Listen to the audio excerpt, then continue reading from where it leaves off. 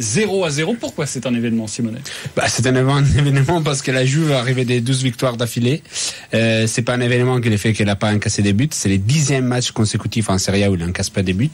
La seule équipe qui a marqué des buts en 2018, c'est Tottenham. Pardon de te couper, c'est quand même une statistique incroyable, ça. Je sais pas si vous réalisez. 12 victoires. Non, mais c'est un truc de dingue. Depuis 2018, c'est-à-dire qu'ils encaissent 3 buts, c'est contre le même adversaire, Tottenham, sur le match aller-retour. Ouais, et c'était Ligue des Champions. Personne. Mais Blank sheet. après, je pense que c'était pas étonnant, au final, de voir la Juve un jour ou l'autre avoir un coup d'arrêt. Joue à des rythmes très élevés, joue tout le temps, puis joue en Ligue des Champions, et elle dépense énormément d'énergie, surtout si je pense au match retour face à Tottenham. On s'attendait de voir un petit pas d'arrêt un jour ou l'autre. Moi, personnellement, si je devais miser, j'aurais misé plutôt sur les prochains matchs après la trêve. Donc, les retours des réseaux internationaux. La Juve va recevoir Milan. Si je devais vraiment miser sur une contre-performance, c'était probablement là où j'aurais regardé. Mais ce soir, la Spal n'a rien volé. Si elle a volé quelque chose, entre guillemets, c'est la volée une mi-temps par la Juve, où la Juve n'est pas réussi à rien montrer en première mi-temps et s'est fait étouffer par l'agressivité de cette équipe de Ferrara. Et elle a été vraiment tenue à l'échec. Deuxième mi-temps, pour la Juve, a cherché quelque chose en plus, oui. Elle a pris les contrôles du jeu, elle a pris les contrôles des dernières 30 mètres des essais adversaires, mais elle n'était pas capable de trouver des plans B. Il y avait Allegri sur le banc qui était furieux. À un certain moment, il fait rentrer Mandzukic vers 65e minute. Et la Juve n'arrive même pas à balancer des longs ballons, continue à faire son jeu sur les côtés plutôt prévisibles. Et quand tu as une équipe qui se met derrière avec presque 2 lignes de 5 et 5 dans les 15 derniers mètres, c'était presque impossible de trouver des espaces.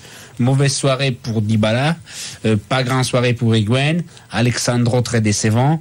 Matuidi était titulaire. Matuidi titulaire, que dire, elle n'était pas là parce qu'elle était blessée. Quand tu as tes joueurs qui sont plus ou moins toujours les mêmes qui jouent, parce qu'il y avait 8 joueurs sur 11. Il a mis Samoa aussi. Oui, mais il change surtout les deux latéraux défensifs. Ouais. Mais pour le reste, il y avait 8 joueurs sur 11 qui étaient les mêmes face à Tottenham et 9 sur 11 qui étaient les mêmes face à l'Atalanta de mercredi. Donc, tu as plus ou moins toujours les mêmes qui jouent en ces moments, entre blessures, suspension, et c'était prévisible, mais ça réouvre énormément le discours pour le titre. Et oui, parce que la Juve, toujours leader avec 75 points.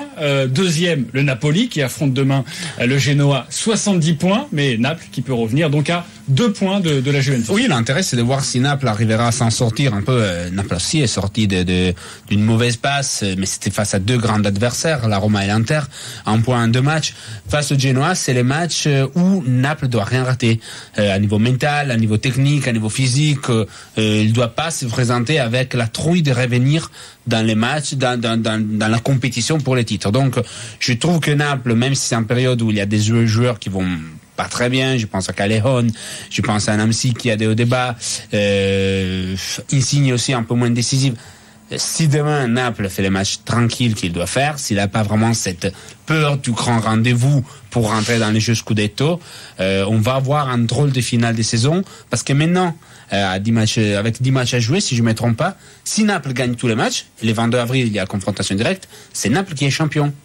Il y a un discours pour la Juve, bien sûr. Oui, bien sûr. Mais Naples, à nouveau, s'il gagne demain, à nouveau, son destin entre les mains. Exactement. Un petit mot encore sur la Juve, parce que on sait qu'il y a ce quart de finale face au Real Madrid, qui sera très important pour la Juve. Il y a aussi la finale de la Coupe d'Italie au mois de mai face à Milan. Oui. C'est quoi la priorité de la Juve là ? Ligue des Champions. À Turin, ils disent que s'ils gagnent ce titre, ça devient historique, légendaire. C'est déjà 6 le record historique en Italie. Mais la Ligue des Champions, pour certains joueurs, pour plusieurs joueurs, je pense à Buffon, Chiellini, c'est la dernière chance. Après, les matchs aller face au Real va être compliqué parce qu'il y a 2 joueurs majeurs qui vont être absents pour suspension, Pjanic et Benatia.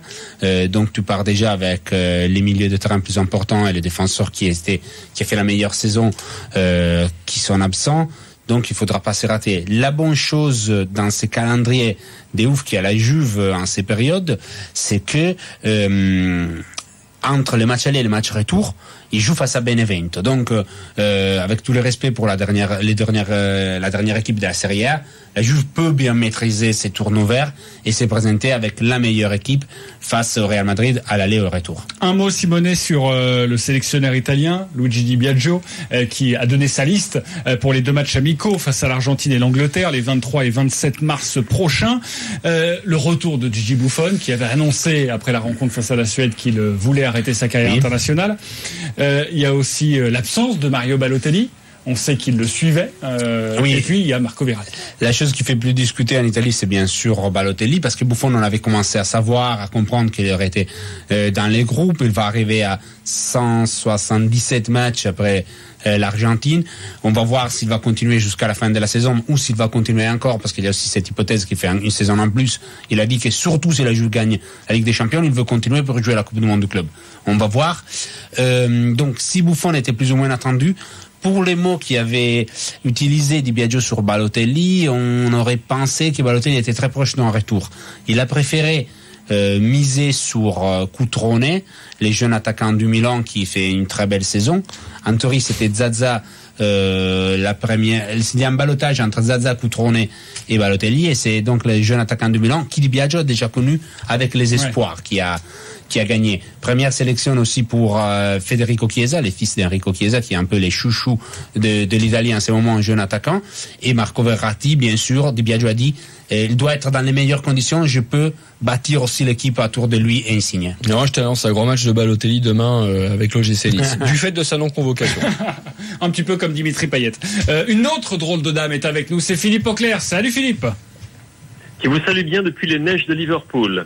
On n'est pas en reste à Paris. Oui, on a eu un petit peu de neige aussi à Paris. Mais justement, j'allais te demander, tu veux parler de la Cup ou tu veux parler de Liverpool? Parlons de Liverpool avec ce quadruplé de Mohamed Salah. Je pense qu'on est un petit peu obligé de parler de Mohamed Salah parce que la Cup, on n'a pas vu vraiment de surprise. On a vu un Manchester United qui s'est repris face à Brighton 2-0 avec un excellent Matic, mais un match qui n'aura pas convaincu grand monde. Et on a vu également un excellent Tottenham, même sans Dele Alli, même sans Harry Kane. Mais évidemment, le fait du jour, c'est le quadruplé de Mo Salah, le 5-0. Bon, c'est face à Watford, on va dire, bien sûr. Et Watford n'est pas une équipe qui s'écroule généralement, mais ce qu'on a vu, la démonstration de l'Égyptien était absolument magnifique dans l'exécution, dans le style, dans l'élégance, dans l'imagination. Et on a franchement été, on a été enchanté tout simplement par un vrai magicien du ballon, quelqu'un qui est en train de prendre une dimension assez extraordinaire. Quand tu penses que c'est un joueur qui avait été sorti de Chelsea par José Mourinho, qui certes avait fait de très belles choses à la Roma, mais personne, je pense, d'entre vous, ou certainement pas moi, complètement, ne l'attendait à ce niveau-là.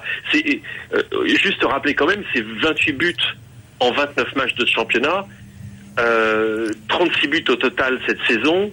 C'est également, je crois, 11 passes décisives et des vraies passes décisives comme celle pour le but absolument somptueux de Firmino avec cette talonnade derrière la jambe d'appui.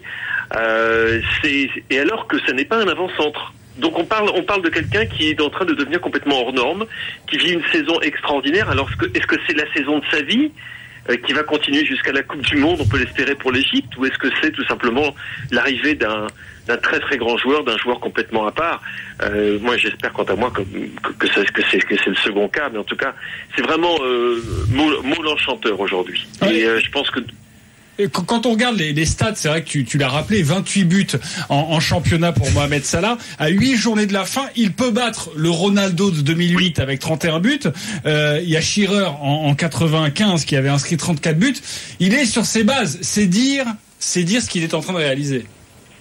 Oui, et c'est dire que on est c'est devenu un petit peu le sujet de conversation dans les salles de presse. Tous ceux qui vont voter pour le footballeur de l'année. Et on a vraiment un vrai dilemme maintenant, parce qu'on se dit ça va être ce jeu entre Kevin De Bruyne et Mohamed Salah, qui serait deux lauréats plus que dignes de cette distinction, mais il est en passe, de battre, il bat record sur record de déjà pour aussi, son club. Harry Kane oui, il y a Harry Kane, mais alors le problème de Harry Kane, c'est que Harry Kane est blessé à la cheville, que il ne va revenir il va revenir début avril. que Tottenham est sorti de la Ligue des Champions, que Tottenham est hors de la course pour le titre, que Liverpool est toujours en course, bien évidemment, pour la Ligue des Champions, qu'il y a cette extraordinaire, double confrontation que nous attendons tellement au mois d'avril entre Manchester City et Liverpool, et que du coup, on parle évidemment beaucoup de Mo Salah, mais en plus de ça, je pense que tout simplement, c'est le style du joueur également. C'est le fait que tu as quelqu'un qui est un tel artiste. Vous avez vu les buts qu'il a encore inscrits aujourd'hui. 2 d'entre eux sont tout simplement exceptionnels, et dans la conception et dans l'exécution, mais aussi, je dirais, presque dans la... j'ai dit qu'il y a presque une valeur morale dans la façon dont Mohamed Salah joue au football. C'est l'anti-tricheur, c'est l'anti-star, mais c'est quelqu'un qui a du génie tout simplement dans ses pieds et dans sa tête aussi. Non, mais ce qui est impressionnant, Philippe, c'est que un joueur attaquant qu'on découvre encore plus et qui explose à Liverpool, mais qui est à la fois autant de qualité, autant complet pour un attaquant, c'est quand même assez impressionnant. C'est vraiment impressionnant. Et ses buts sont aussi impressionnants. C'est pas qu'une statistique de but. C'est-à-dire que ces buts sont des exploits à chaque fois. Ce que c'est impressionnant, c'est la continuité, parce que moi j'ai vu des choses magnifiques dans ces années à Roma, même à la Fiorentina avait fait des choses extraordinaires, mais pas autant que, mais pas avec son continuité. Il peut marquer un but comme ça sur une saison, mais là c'est la troisième, quatrième fois qu'on voit des buts avec 4. Quand tu le voyais à la Roma, c'était un joueur qui se faisait signaler surtout par sa pointe de vitesse. Balle au pied. Mais là, même sans vitesse, il marque des buts. Il y a une technicité très énorme. Merci beaucoup, Philippe et Claire, de nous avoir parlé de Mohamed Salah. À bientôt, évidemment. Merci, Philippe. Dans l'after. Merci beaucoup. Ciao. À très vite. À très vite. Ciao. Très vite. Il voulait ajouter quelque chose. Oui, moi aussi. Merci beaucoup à Simone Rovera. Merci.